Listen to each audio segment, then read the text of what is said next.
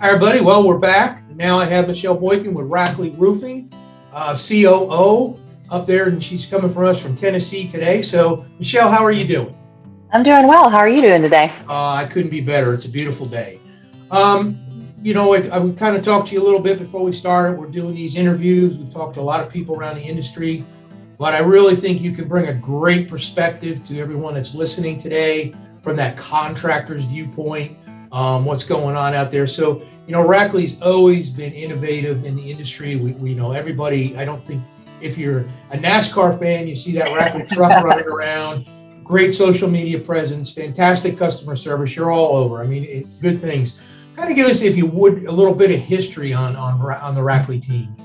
Sure. So Rackley Roofing was started in 1974 by a gentleman named Bill Rackley. He sold his company in the mid 80s to a gentleman named David Frost. And then David Frost sold his company to Curtis Sutton, who probably most people that are watching this would know, in 2010. And so it's a third generation, but no family ties whatsoever.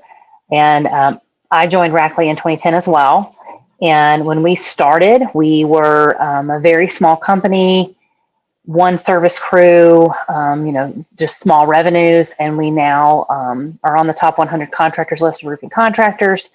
And we have about 25 service trucks. So we've grown it quite a bit. And we've done that through our service department and through technology. Yeah, and speaking of technology, I believe it was year before last. I could be wrong, or the year before that. I know I was there when you guys got the award.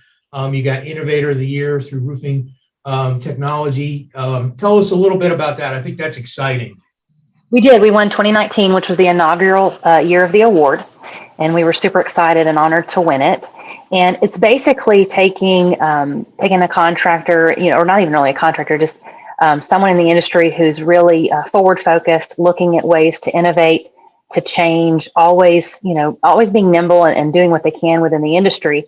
And so we were honored to win that award. I think that what helped us with that is the fact that, we're big in promoting women in roofing. We're big in promoting RT3 and other things that we see in the industry that are good and that, really raise the bar in roofing in general. We're all for it. We're the biggest cheerleaders for those sorts of things. Yeah, for sure. And so kind of kicking gears, you brought up the National Women in Roofing and promoting women. I know you're heavily involved in the organization. How do you see that working with women and elevating the positions within the roofing industry and kind of getting the information out to really a demographics that may not even consider there's a future career, right? Absolutely. I think that what it does when you introduce women into roofing, really any sort of minority group, just diversifying, you get different perspectives, you get different ideas. And so when roofing in itself has typically been fairly limiting in diversity. And so it's something that's important to us. And we've really seen tremendous growth because of our support of women in the industry. We have women on the roof, we have women in the office. We try to do everything that we can to promote diversity and get women and just anybody with a diverse background in wherever they fit. And so National Women in Roofing does the same thing. We empower women within the industry, and we're trying to recruit more women into the industry because we see the need. We see the need to diversify what roofing looks like, and what it's looked like in the past is typically, a male-dominated industry. And so we've seen a lot of growth, and we've seen really, again, that bar being raised for the roofing industry. Yeah, I think that's great. It definitely should never be looked at. It is a male-dominated industry, but there's no reason for it. I think it was not very well promoted out. Probably society in general was different at one time, but I think it's got endless opportunities. Like you say, starting on the roof.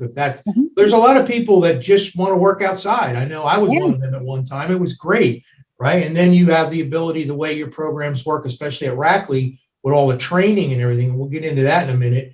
But with all the training and mentoring that y'all do, they're able to excel right up through the company, which is fantastic, and the industry as well. So jumping into training, I know I had the pleasure of coming up and visiting with you guys over the summer. And it was a beautiful area up there where you're located, but I got a chance to take a look at your training room and some of the things that you're doing. Tell us a little bit about that. So we have, at our corporate office, we have a facility that we call Rackley University, and it's half classroom setup. So it's kind of conference room area, television, that sort of thing.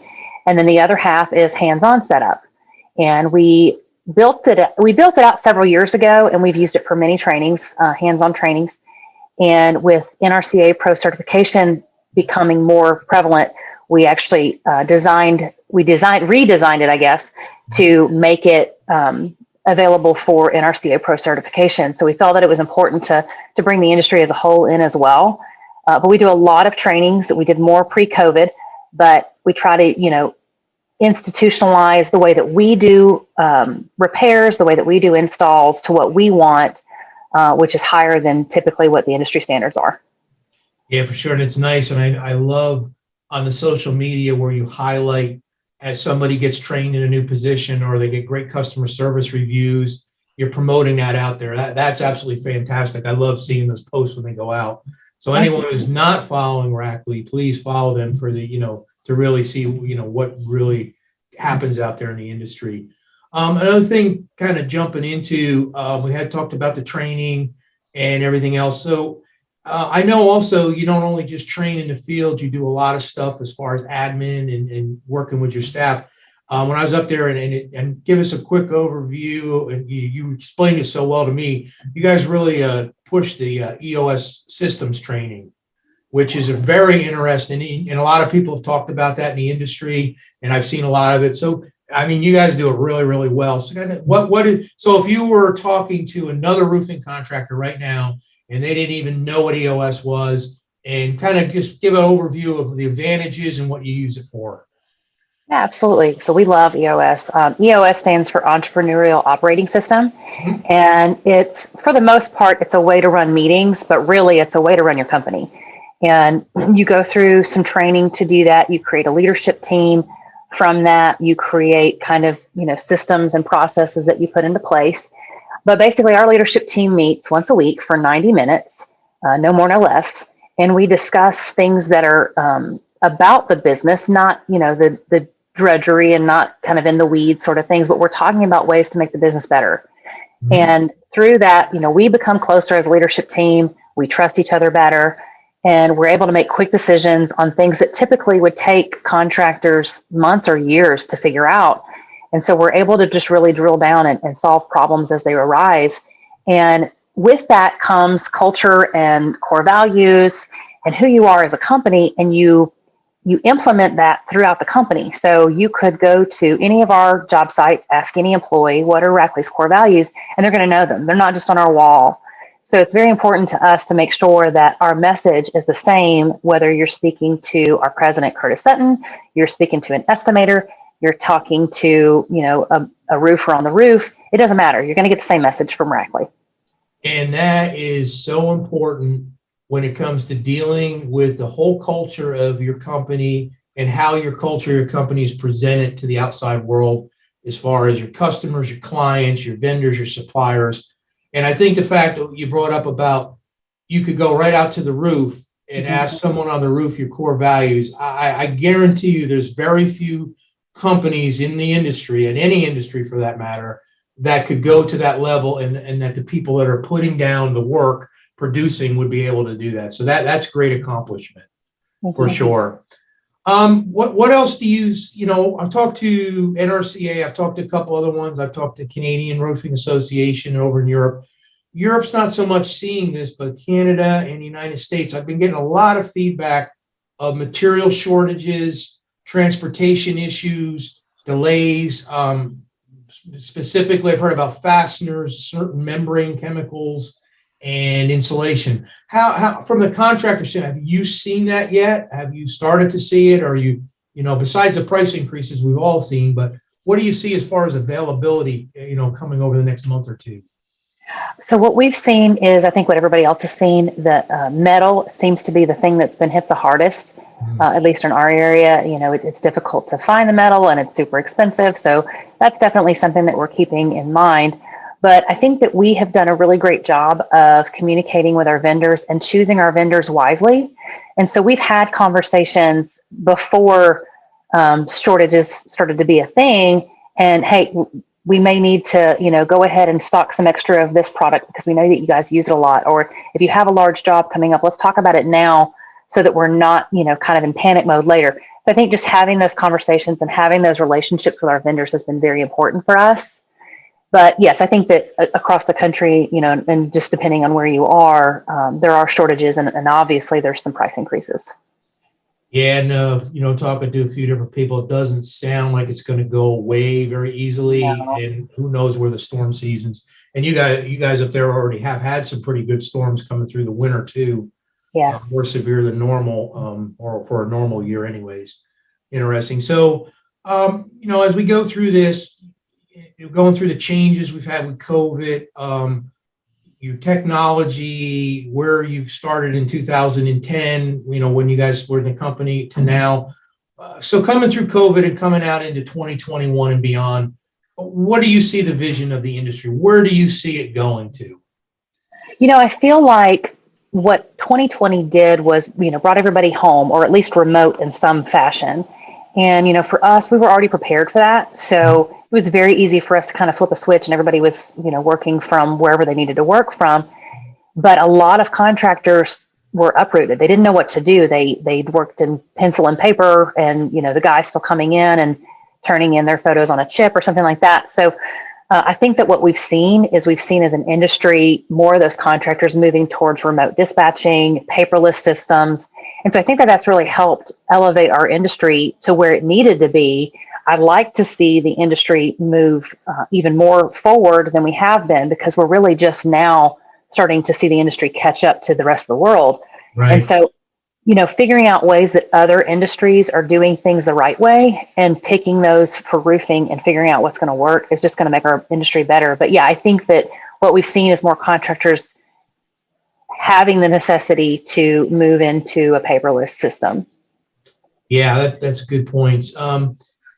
Yeah, I mean, I think we're going to see a little bit of virtual world stay. I think that it's a good place for a lot of it. Informational webinars are great because you don't have to go anywhere, or you can kind of watch a tape replay if you don't have time. And then, I'm going to jump into but we still going to have the need for live events and live. So speaking of live events, I know that you're going to be at the IRE, such as myself will be there, and we're going to be on a panel together.